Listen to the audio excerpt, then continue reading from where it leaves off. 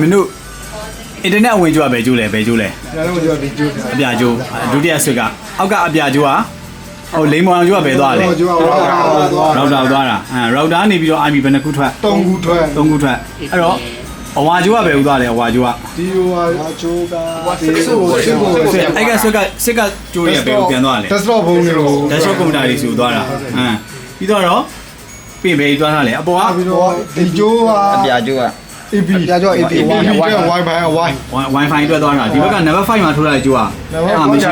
CCTV ရပဲဥသွားတာလေ CCTV က CCTV က နံပါတ်ပေါ်ဘလောက်ကနေသွားတာလေ ဟိုဖုန်းနဲ့5ဆရာ CCTV ကဖုန်းနဲ့ CCTV ကစစ်ကနေသွားတာ 7စစ်ကနေ ဘယ်7လား6လား7နေ CCTV ဘယ်ဥသွားတာလဲ CCTV ကနေပြီးတော့ POE 6ကိုသွားတာလား ဟုတ် POE 6ကနေပြီးတော့ recorder set ကိုသွားတာ ဟောဆက် ဟောအေး CCTV တော့ IB ဘယ်လောက်ထည့်တာလဲ စီက66